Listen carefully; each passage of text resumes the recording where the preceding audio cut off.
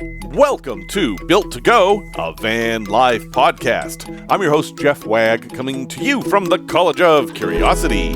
This time it's episode 282, and guess what, folks? It's true.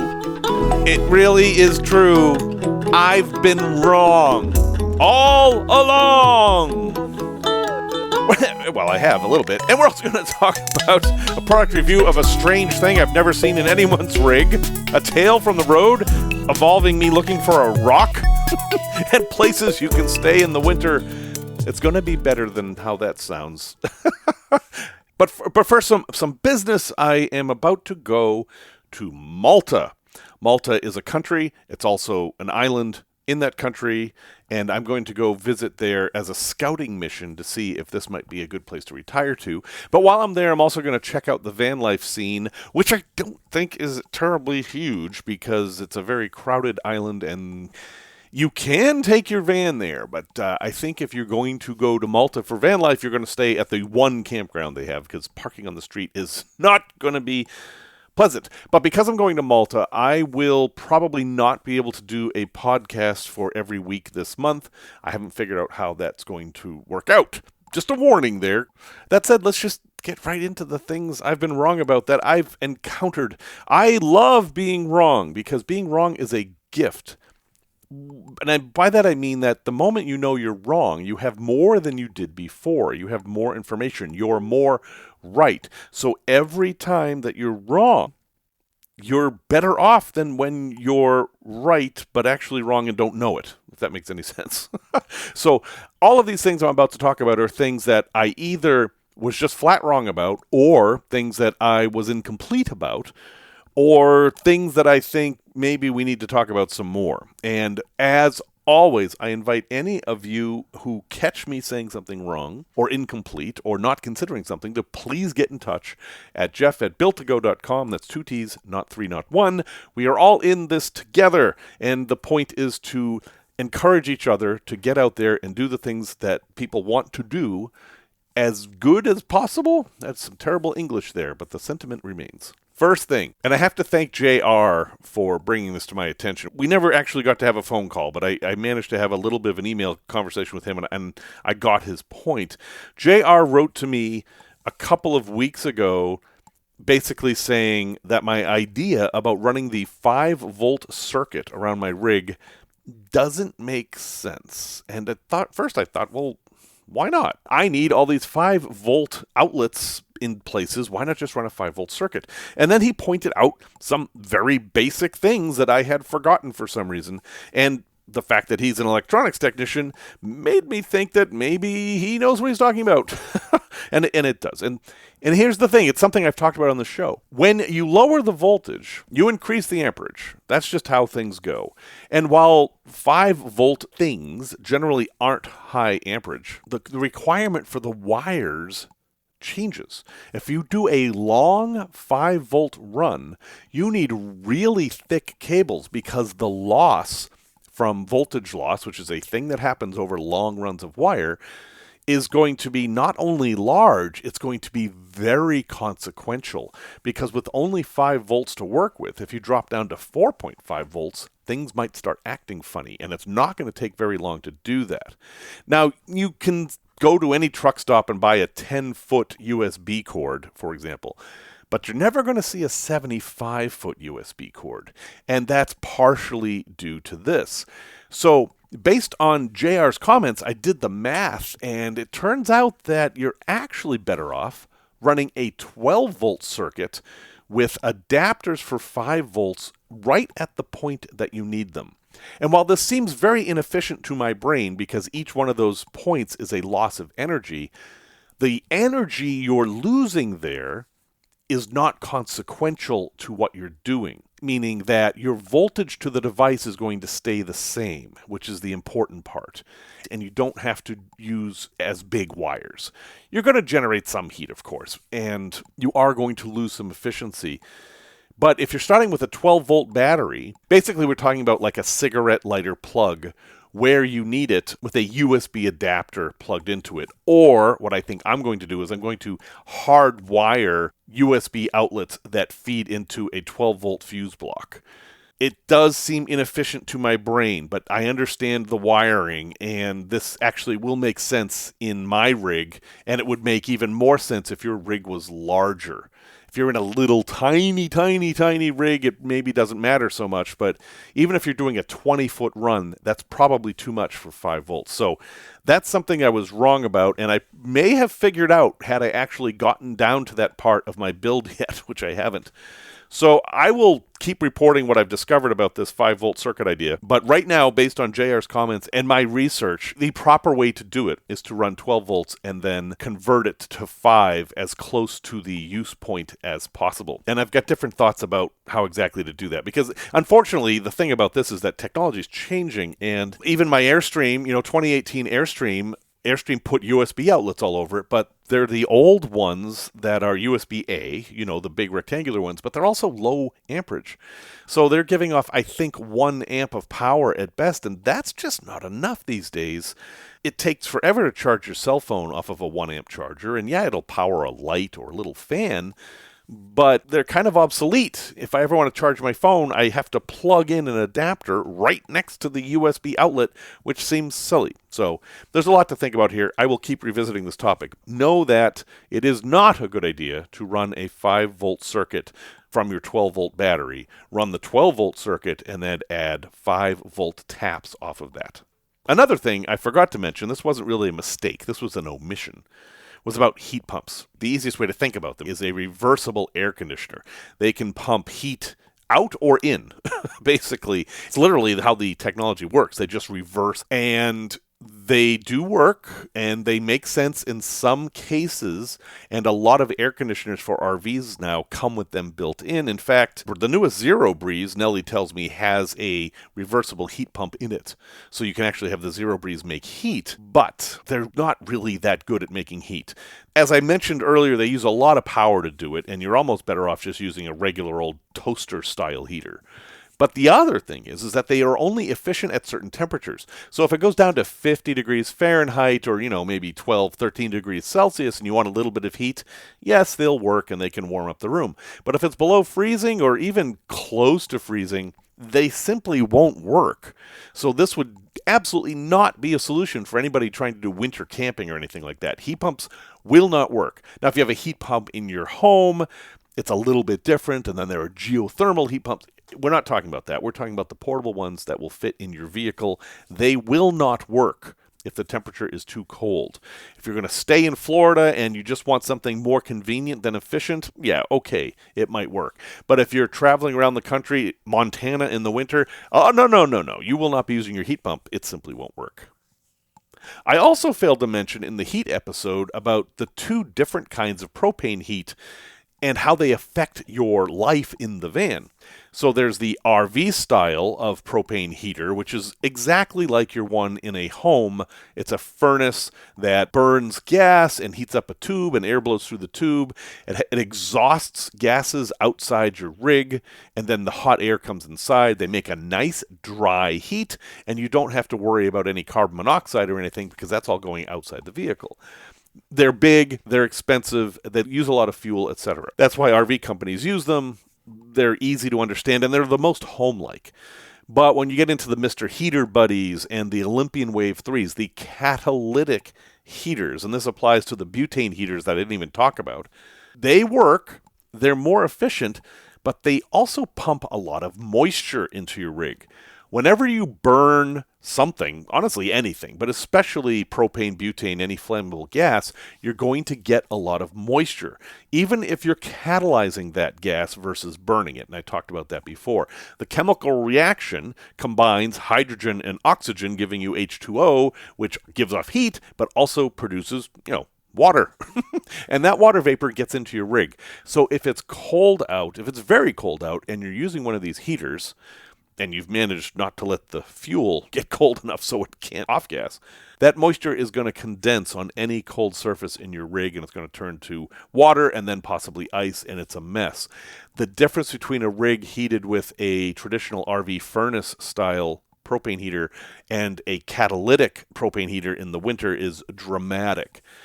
It can be mitigated with ventilation, but of course ventilation means you're letting out heat And heat carries moist air, so you actually do want to let it out.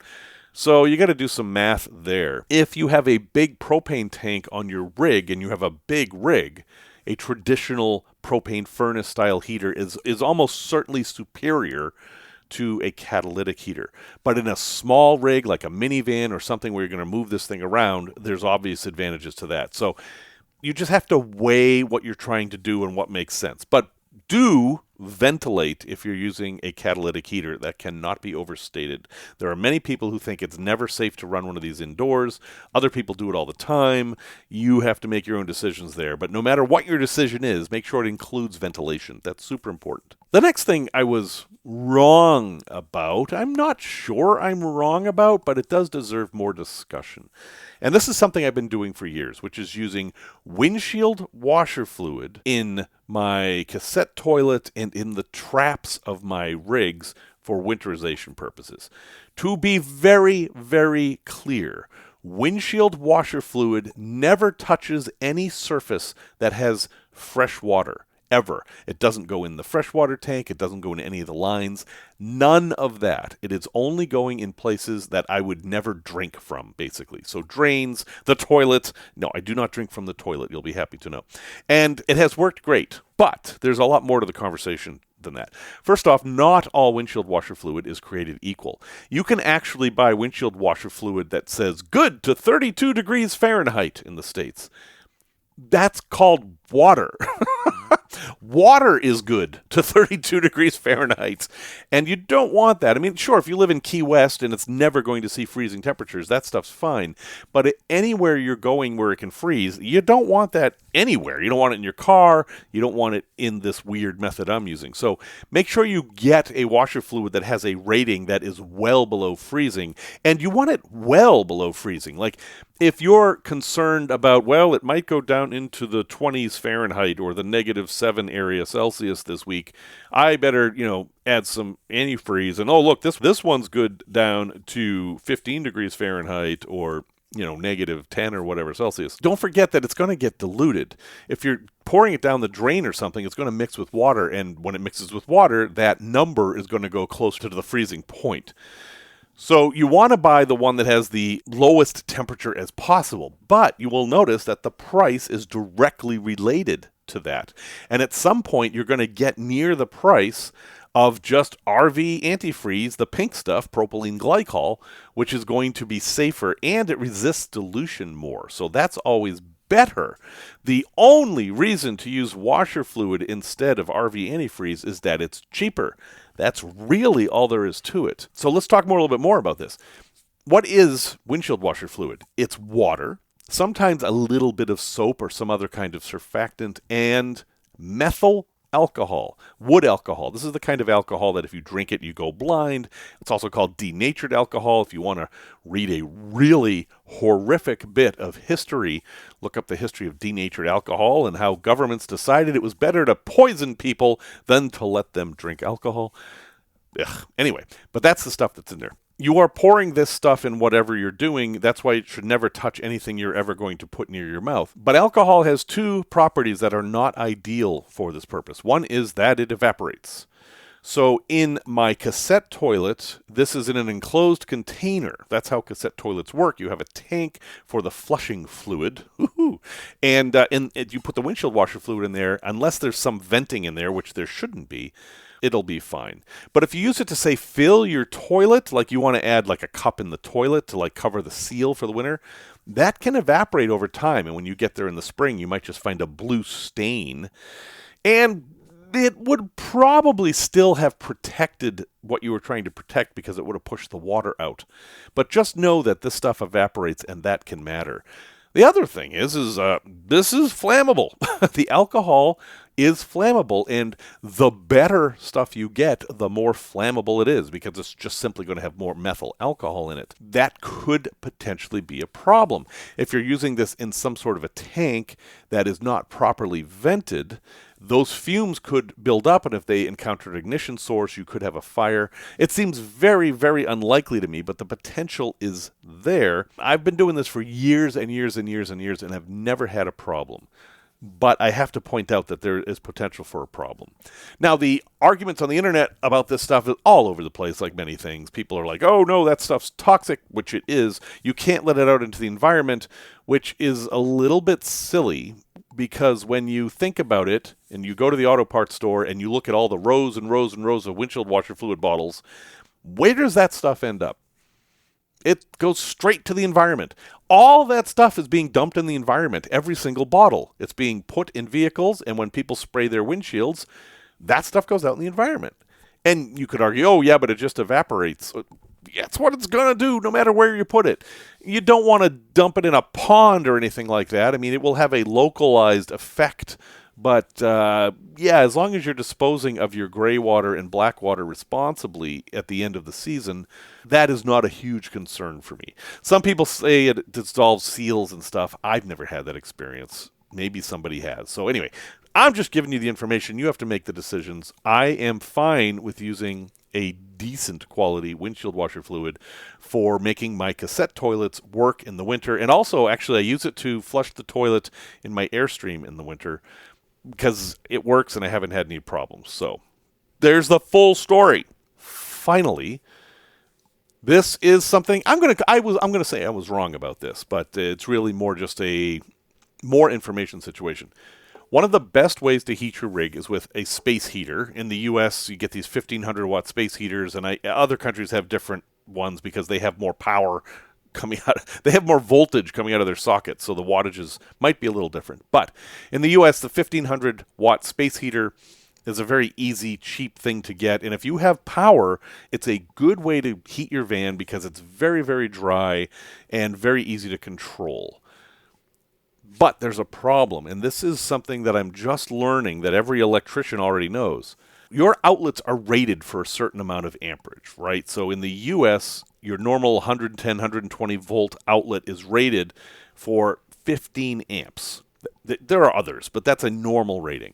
In your RV or rig that you built, depending, you have probably put in 15 amp circuits. A 100 watt heater on high is getting pretty close to that 15 amps. It might be doing 13 amps or 14 amps, which is fine, right? You're below that 15, so you're not going to trip the breaker. There's nothing to worry about. But there is, because there is a time factor as well. If you run a space heater on full blast for a long period of time, things are going to start getting warm. And in many RVs specifically, they use the cheapest possible outlets they can get, and they will start to melt. So if you draw 15 amps all at once, you're fine. But if you draw 14.5 amps for 10 hours, it's going to generate enough heat to melt the outlet, but not to trip the breaker. You see the problem here? And then that outlet becomes damaged, and then it can become a fire hazard. So the advice from electricians is, do not run space heaters on high for any long period of time unless they're on a 20 amp circuit. And this is also why you should never use an extension cord with a space heater, because making the cord longer increases the amps. You see the problem. So the new piece of information for me is that there's a time factor in these ratings. And for a space heater specifically, it can exceed the recommended 80% limit on the circuit. So 80% of 15 is 12 amps. And 12 amps is 1,440 watts. 1,500 watts is more than that. Therefore, a 1,500 watt space heater will exceed the recommended rating of 80%. It's a little wonky. But the bottom line is that if you're going to run your space heater on high, you probably should check that you should make sure the circuit can handle, say, 20 amps. If you're going to run it on low, which I find is often enough, the 500 watt setting, you're fine. You don't have anything to worry about. Also, this applies to hair dryers as well. You're okay running a hair dryer because you're not running it that long. You are exceeding the 80%, but it's not for that long, so it's going to be okay. Nobody runs a hair dryer for hours, I hope. Another little bit of information to worry about there, but it could save your rig from burning down, so it's kind of important. And that's it. Again, if you find anything you think I've been wrong about, please let me know but I will keep coming clean every so often as I collect these things. And thanks to everyone who's reached out and said, are you sure about that? Because that is super, super helpful. Again, Jeff at builttogo.com. That's 2 T's, not 3, not 1. Thank you to a man with a plan. You know who you are, because he bought me some gallons at buymeacoffee.com/built-to-go. And with those gallons, I will support my van life, which will also support the podcast. And I thank you. And there will be no ads on the podcast because he or she did that, and because of everyone who does this every month. Thank you, everyone. No ads. If you would like to help out the show, visit buymeacoffee.com/built-to-go, and you can buy me a gallon or two or whatever the heck you want to do. And I will thank you, as will everyone else. Van Life News. Okay, just one item this week, but it's a big one. It's actually not new news, but it's an article that I think everybody should read just so they understand a point that I have been making over and over again. But it's important, and this is the thing that keeps me up at night about van life. So this is from Jalopnik, the website that's been reporting on car issues forever. The name of the article is "These U.S. States Make Sleeping in Your Car Almost Impossible." And this is from July, so it's not new, but it talks about Florida House Bill 1365, which doesn't prohibit overnight sleeping or camping in public areas. It prevents anyone from allowing it.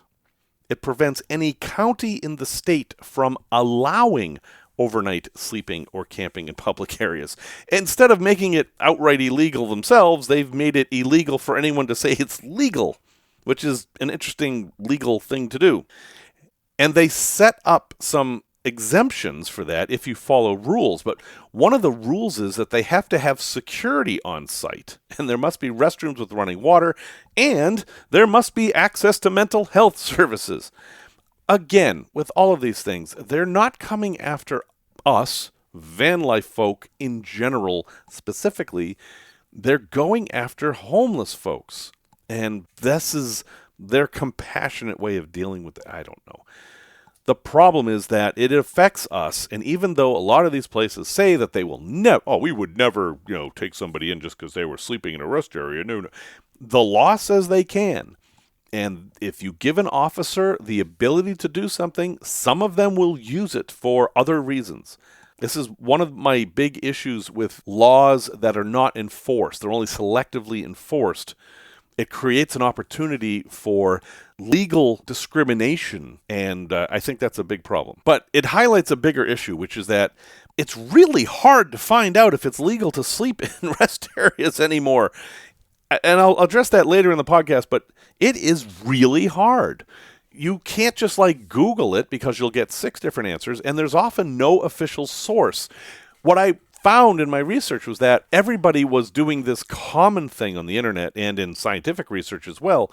They were all referencing the same secondary source, meaning this was somebody said somebody did this rather than this is the government of this state, here are the rules. And you can't rely on that. This is actually a Wikipedia problem too. I mean, they're supposed to use primary sources, but not everybody does. It's tough out there. It's really difficult to know if it's legal to sleep somewhere or not unless it's expressly stated. And I would be in favor of something where every rest area in the country had a rules board posted or something. But the problem with that is they would all opt to not allow overnight parking in your vehicle. And then, we'd have even fewer options. So I'll link to this article. It just highlights the problem we've been talking about a lot. But it also goes on to list, places where it's illegal to overnight park in rest areas. And the list they come up with is Florida, Georgia, North Carolina, South Carolina, Pennsylvania, and Tennessee. It's actually much, much more complicated than that. North Carolina, according to this, has a 4-hour limit. Tennessee, as we've talked about, makes it a felony, except in some places you get a 3-hour limit, but I don't know what the difference is. Pennsylvania has a 2-hour limit. And then, according to this article, New York makes it illegal to sleep in your car on any public property anywhere, which means you have to sleep on private property, which means you have to get permission. So It's a mess. It's a mess. It has really changed my personal attitude to van life. I was looking at going to New England and taking my rig out there and doing kind of a shakedown and all this. But the truth is that when you consider gas, okay, you could always do that, tolls, and the fact that I can't spend the night in New York or Ohio easily without getting a campground, it makes it such a hassle and such a worry that it's honestly cheaper to fly. And at that point, you've given up on van life, Yeah, I need to get a hotel, whatever. But, I don't know. It frustrates me. It simply frustrates me. To me, a simple rule would be rest area, 10-hour limit with only 2 consecutive stays allowed. I can see cases where you would be driving to deliver something and then driving back and want to stay in the same rest area for 2 nights. So, okay, I'll grant that. But then you don't want people living in the rest area. That's the point. So create laws that allow people to do what they want to do, but also solve the problem you're trying to solve. You are not trying to solve the problem of people sleeping in the rest area, because the problem the rest area is trying to solve is to not have people driving sleepy on the road. And so these limits confuse me. Some states it's really bad. For example, Vermont, I have a lot of experience with driving in Vermont. The rest areas are all simply closed at night. You never mind sleeping. You can't even go to them. The rest areas are locked. And in fact, between certain hours in the entire state of Vermont, it is not legal to pee anywhere. There are no legal pee places in the whole state of Vermont, except maybe some diners or something that are open, but you have to find them, and they're not obvious, and they could be hundreds of miles away. Anyway, I'm always going to rant about this, but I do want to add on to this that there's another article from Jalopnik that I will link to called The Best Spots to Park RV Overnight, and this is their list very quickly. You can read the article, but first thing they say is truck stops. I have mixed opinions of that. I have heard of truck stops kicking van life people out. I've run into that problem at a specific truck stop where I was stuck there during a storm. They were not happy that I wasn't leaving, and I said, I'm sorry, but it's either I stay here or I risk everyone else's lives on the road, and that's an easy choice for me to make. And then you can see the veracity of this article. Jalopnik then says, Walmart, Home Depot, and other businesses. This is a recent article, by the way. This is from August. This isn't something they just came up with, so I can't really trust that Jalopnik is paying attention, because most van lifers know that Walmart pretty much is a no-go zone. I mean, there are some Walmarts where you can do it, but it's not like it used to be. And Home Depot does not have a good record of letting people stay there. Oh, make sure you call the manager, which, we know how that goes. So, yeah. They do recommend Cracker Barrel, which does seem to be one good place. And then gyms that are open 24 hours sometimes allow overnight parking, but I know a lot of Planet Fitness folks have gotten in trouble because they've pulled into Planet Fitness late at night, gone in for a shower, and then found somebody writing them a ticket or waiting for them to complain that they can't park there overnight. Anyway, Cabela's and Bass Pro Shops, same thing. I have spent many nights in Cabela's and Bass Pro Shops, but what happens is that they're fine with it, maybe. They actually have RV parking spaces at many of them, but the community isn't, so they will pass an ordinance that no business can allow overnight parking there. And how do you tell the difference? These could be town-by-town ordinances. If only we had a directory. Oh, wait, yeah, then we have iOverlander, which creates that problem, which is oh, here's a list of places you can stay. Oh, no, 10,000 people showed up tonight. We can't let people stay there anymore. Sigh. It also mentions churches. Yes, some churches will allow this, but that's a very, very case-by-case basis, and you're going to have to try to figure that out on your own. And then they mention Harvest Hosts, which makes me wonder if they're an affiliate. Harvest Hosts, if you've not heard of this, this is a pay subscription model where a bunch of different places will allow you to spend the night. You have to make reservations. And the standing kind of unstated rule is that you will patronize that business. So a lot of these are wineries and farms and breweries, those places that make beer. And you can stay there, and the idea is that you will spend the night and then you will go inside and tour the winery or buy some beer or whatever. It does cost money. You got to pay about $80 a year. And then it's awkward. You're not on your own schedule. They might have in and out times, and they're going to be waiting for you to spend money there in the morning. And, well, what are you going to do with a case of wine in your van? Never mind. I don't want the answer to that question. There's another one called Boondockers Welcome that's a similar thing. So they also have limits on the rig. You have to have a fully contained RV. So if you're dripping gray water on the ground, nope, not for you. And if you don't have a bathroom, nope, not for you. And if you need electricity, maybe or maybe not for you. Anyway.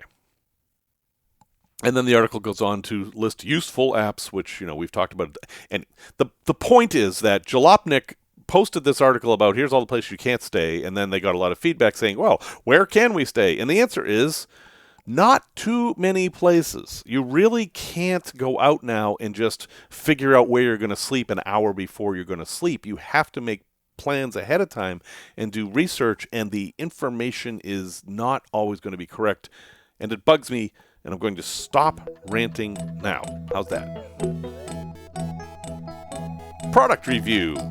I bought this thing that I did not buy it for my rig, but I think it would have a use in some people's rigs, so I thought I'd mention it. So this is the CIARRA, which is spelled CIARRA, Portable Range Hood, which is not really what it is. This is a device that's meant to suck all the smoke and steam and whatever away from your cooking area and then through filters and then exhaust clean air. Most RVs, because they have propane, will also have a vent hood. And you're always supposed to run the vent hood if you're cooking, even if you're not making smoke. It'll say that in the manual. People don't read manuals. But that's what you're supposed to do because that exhausts the gases from the propane cooking. And you might say, but I don't have to do that at home. And the only reason you don't is because you have more airspace. RVs have limited airspace, so they're required to have these to meet RVIA standards. But we're building our own rigs here, and we don't follow those standards at all. We also cook, and we make smoke, and sometimes the ventilation in our rigs isn't good enough. So these things can help. This is a portable thing, but it does need to be plugged in. It uses 110-volt power. You can find battery-powered ones of these. There's a bunch of different ones of these, but it's a big round fan that sucks the smoke up, and it sends it through 3 filters. There's a Teflon filter on the front that is the easy-to-clean part, and then it goes through an aluminum filter that will capture grease, and that all drips into a container that you can empty, and then there's a charcoal filter that gets rid of the smoke and smells. I bought this for my condo because we don't have any kind of vent hood in the condo. The way our condo's figured, it's in an old warehouse. The cooktop is in the middle of the kitchen where there's like a 10-foot ceiling. There's nowhere to vent outside. No one has a vent hood, which is a big pain in the butt because the smoke detectors go off all the time. So that's why we got this thing. And it does work. If you have like a single frying pan and you're cooking, say, bacon or a piece of chicken or whatever, it will suck up enough of the smoke and fumes that the whole place doesn't smell like what you're cooking, and it stops setting off the smoke detector. So for us, in that circumstance, it does work fairly well. However, you have to clean it every single time you use it because it gets filled with grease. It's not that hard, but you do have to clean it. You have to empty that container, and you have to be very careful. If you read the manual, it will tell you that you can't use this with an open flame cooker. So like a propane or butane cooker, you're not supposed to use this with those because they can get too hot. Like it'll suck up so much heat that you'll start to melt the thing. Now, in our case, we're breaking that rule because we don't really have a choice. And so I'm being very careful as to where I place it. You need to put it close to the pan, but not too close. It needs to suck up the smoke, not the heat. It's a little bit of a balancing act. If you have an electric cooktop, then you don't have to worry about that because electric cooktops are much more efficient at the heat going into the food and not just in the air around it. These things range in price from like $60 to $140. The one I got is on the lower end, but it does work. Just remember that this is not helping your air quality much. You're not getting any new oxygen in. It's just filtering the air that's already in there. So this is not a replacement for a full range hood that exhausts outside. But in some rigs, I can imagine this being useful if you're just trying to get the smells of cooking or the smoke under control. You need space to store this thing too. It is about the size of a loaf of bread with another loaf of bread on top of it at a right angle, basically. Think about it like that. And it doesn't come apart. The shape is the shape. You're stuck with that. So I have a link in the show notes. This could help somebody, but I think for most folks, this isn't really going to do much, and the amount of space it takes isn't worth it. However, if you're in the situation like I am in the condo, actually it works pretty well. Tales from the road. A couple years back, I went up to North Dakota because it's a state I hadn't spent a lot of time in, so I thought, I should really just go explore North Dakota a bit. And I was looking for one specific thing called Writing Rock. Now, to be clear, there is a Writing Rock Park in North Dakota, and a writing rock was basically a petroglyph site. It was, a rock that somebody in ancient times had carved things into. Petroglyphs all over the country, and some more recent than others, and sometimes dating them is difficult because people have made them in modern times. And that's not what I'm talking about. I did not go to that park. I went to a very specific rock. This one was very mysterious because nobody knew when it was made or what language it was in, because it had lines on it, almost like a musical staff, and then dots that, some people interpreted it as musical notes. Other people thought it was a representation of a map, or basically nobody knows what this thing is or who did this or anything. There are also suggestions that it's just some glacial markings, which is a very common thing. Glacier comes by, drags rocks across rocks, leaves marks, and some people see writing in those marks when they're really just rocks scraping against each other. It could be that too, especially rocks that have then fallen in the river, where the river has added to the erosion of those lines and made them look intentional. At any rate, I wanted to see this thing, and I knew it was right across from Fort Ransom Park Historic Site. We're talking about Fort Ransom, North Dakota, and next to a pond called the Mooring Stone Pond. Now, what's a mooring stone? Well, it's what it sounds like. A mooring stone is a stone that has been carved so that a boat can moor to it. Basically, a big rock with a hole in it. And it's different than an anchor stone because anchor stones are more portable. Mooring stones were less portable. They're almost just a bigger version of the same thing. And someone had found one of these stones in this tiny little pond by this fort. And so that's where it got its name. It's a very deep, small pond that, well, when I got there, I found the pond, and it looked really man-made to me. It was a very small pond. I mean, you could easily throw a rock across this pond. And it was very deep. And the hills next to it were steep. And it's just like, somebody dammed this and made a pond. Now, it is dammed now. In modern times, a real dam that you could open up has been put in basically for flood control, I think. So, yes, it's man-made now, but it goes back a long ways, and it is not considered man-made.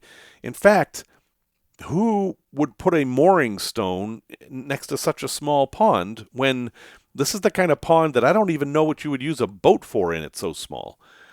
Well, the Vikings, of course. See, this whole region of the upper Midwest, during the 19th century, there was this huge wave of belief that the Vikings traveled up there and settled. And I know I've talked about this before. This is where the Minnesota Vikings football team comes from. I mean, back then, there was competition between who discovered America and therefore who owned America, because there was ownership there. So you had Columbus, the Italian sailing from Spain, very Catholic, but then you also had the Vikings coming over before Columbus and from Protestant countries, although they weren't Protestant then, because this is long before Protestantism. But that was a struggle. It was a Protestant versus Catholic thing, and I've seen this over and over and over again in the research of all the different places I'm going. Even in this Aurora's book that I'm writing, one of the Auroras, Aurora, Kansas, is called That Catholic Town by all the other towns around it. It was actually hard to research because of that, because they all dismissed it as, that Catholic town. Anyway, because of this belief that the Vikings had been there, find evidence that they were, or, they look for evidence that they were. And people, despite the saying, seeing is believing, the truth is actually believing is seeing. You have to have the idea of something in order to see it and understand what it is. And if you are looking for Viking writing on rocks, you're going to find marks on rocks and think it's Viking writing. And I don't know if that's the case with this stone or not, because I couldn't find it. And I was frustrated because everything I had read said it's right next to the pond. And I went around the pond, and I actually drove around for a couple hours trying to find a back way to it, and I could never find it. And this was after I talked to the park personnel and asked where the rock was, because in my mind, this is a major feature of this Fort Ransom Park. And one of the guides said they'd never heard of it, and the other one said, oh, I've heard of that. I think it's over by the fort somewhere. This has always baffled me, where people work at a place with something interesting and yet they don't know anything about it. And not because they haven't been trained on it. I would just think curiosity would have led them to, Google it some night or something. But not everybody's wired that way, I guess. I am, and I'm confused by people who aren't, and they're probably confused by people like me who would drive, 700, 800 miles to go find a rock. That's the story. I never found the rock. I had this really nice trip up there. Fort Ransom's a beautiful little town. It's touristy. It's supposed to be. There is a mountain there that is pyramidal. It looks like a pyramid. And a lot of people say that the Vikings built it. In fact, there's a statue of a Viking on top of it because that couldn't possibly be made by nature, ignoring all the glaciers that came through there. Anyway, but if you ever happen to be in Fort Ransom and can find this rock that some people say is on private property, which I don't understand because the pond is in the park, I would love a picture of it. I would love your impression of what you found, because it's a really interesting looking rock from the pictures, but all the pictures have been modified. People have drawn lines where they may not really be. If you do go find this rock, bring a bucket or bring some water, because that's the best way to see these old quote-unquote carvings. You pour water on them. You're not going to do any damage to it, but it will highlight the contrast between the carving part and the flat part. A place to visit. Well, winter is upon us. We had a lovely bit of snow here in the Chicago area, and I like it. A lot of people hate the snow, but I'm always happy to see the snow, even in winter. And my truck, I'm happy to report, was great in the snow. I made a long journey. Well, I didn't that long. I drove up to Wisconsin, which isn't that big of a deal from here, in the snowstorm. On unplowed streets, I had no problems at all with the truck. Pickup trucks are often bad in the snow because rear-wheel drive with a vehicle that has a lot of torque and nothing in the bed means they fishtail all over the place. But I've got that big cap in the bed, so I had the weight, and my tires were decent, and I didn't have to put it in four-wheel drive once. It was nice knowing it was there, though, in case I got stuck. But it got me thinking that with this new anxiety about finding places to sleep at night, and the added complication of snow, which means there's fewer spaces because people are filling empty space with snowbanks and such, wouldn't it be prudent to stay at a campground when you're doing winter camping?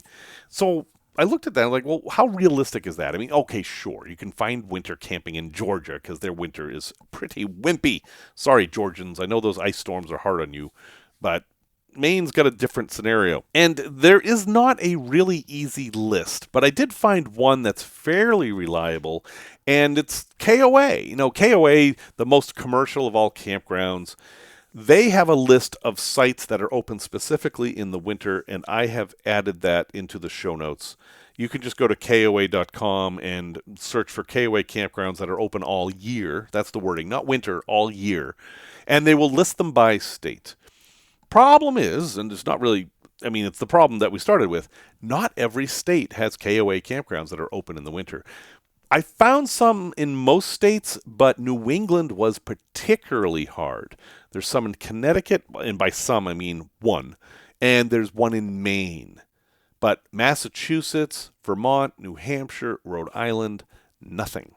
And I am specifically focused on New England these days, and this doesn't help. Camping in New England is hard, especially for Vanlife, and in the winter, it's no easier. But I thought I would pass this resource on to you because it is at least a resource, and if you're looking to do some winter camping, and you at least want 1 or 2 nights in an established campground where you can charge your batteries and get fresh water and all that, this is a list that is reliable. I know there's other lists out there, but this one is 100% reliable. You can make reservations on the site. You can call the places. If they say they're open, they will be open. Resource. Recommendation. Okay, now, the bit that I spent most of the time on for this episode. Here's the question. Can you sleep in your car in a rest area? I talk about this a lot. I've talked about it a lot just in this episode. And I found a guide that is the best guide I have ever seen on this topic. There's lots of blogs out there that say these states allow it, these states don't, and all that.